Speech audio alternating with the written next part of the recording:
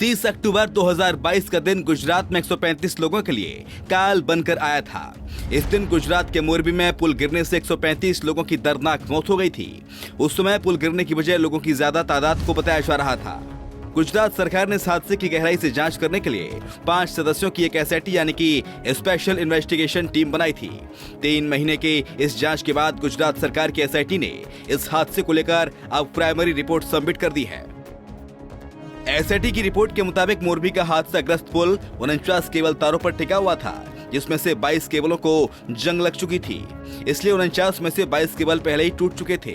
बाकी बचे 27 केबल पुल पर चढ़े लोगों का वजन सहन नहीं कर सके और ये हादसा हो गया। रिनोवेशन के दौरान पुराने सस्पेंडर्स को नई रॉड के साथ वेल्ड कर दिया गया था। इसके अलावा एसआईटी की जांच रिपोर्ट में यह भी सामने आया है कि ओरेबा कंपनी और मोरबी नगर पालिका के बीच एग्रीमेंट के लिए जनरल बोर्ड की अनुमति लेनी जरूरी थी, लेकिन एग्रीमेंट में ओरेबा कंपनी मुख्य अधिकारी, नगर पालिका, सीएमओ, अध्यक्ष और उपाध्यक्ष के ही सिग्नेचर थे। ये पुल बनाने की न तो जनरल बोर्ड की सहमति मांगी गई और न ही मीटिंग में सहमति का मुद्दा उठाया गया, जबकि मोरबी सीएमओ को जनरल बोर्ड की अनुमति और प्रॉपर इंस्पेक्शन के बाद ही एग्रीमेंट करना चाहिए था।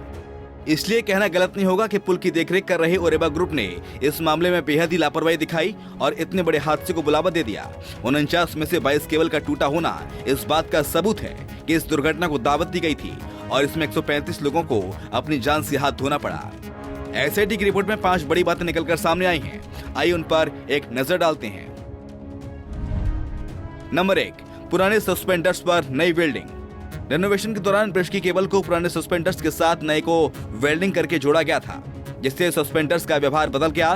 सस्पेंडर्स स्टील की वो छड़ें होती हैं जो केबल प्लेटफॉर्म डेक को जोड़ती हैं। आमतौर पर केबल ब्रिज में भार वहन करने के लिए सिंगल रॉड सस्पेंडर्स का इस्तेमाल होना चाहिए। एक केबल में लगे थे 49 स्टील के तार। मच्छू नदी पर 1887 में बने पुल की 2 मेन केबल्स में से एक केबल में जंग लगी हुई थी, यानी 22 तार हादसे से पहले टूट गए होंगे। एक केबल को 7 वायर से बनाया गया था जो स्टील के थे।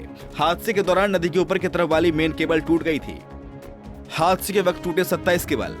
रिपोर्ट में कहा गया है कि 49 में से 22 केबल में जंग लग चुकी थी, यानी ये घटना से पहले ही टूट चुके थे। बाकी के 27 तार घटना के समय टूटे। हादसे के समय पुल पर लगभग 300 लोग थे, जो पुल की भार वहन क्षमता से बहुत ज्यादा थे। इसकी वास्तविक क्षमता की पुष्टि लैब रिपोर्ट से होगी।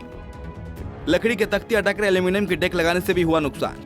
रिपोर्ट में लिखा गया है कि अलग अलग लकड़ी के तख्तों को एल्यूमिनियम डेक से बदलना भी हादसे का कारण है। ब्रिज पर लचीले लकड़ी के तख्तों की जगह कठोर एल्यूमिनियम पैनल से बनी थी, इससे पुल का अपना वजन भी बढ़ गया था।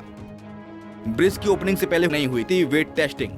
मार्च 2022 में पुल को रेनोवेशन के लिए बंद किया गया था और 26 अक्टूबर को खोल दिया गया था। मोरबी ब्रिज खोलने से पहले कोई वेट टेस्टिंग या स्ट्रक्चर टेस्टिंग नहीं हुई थी।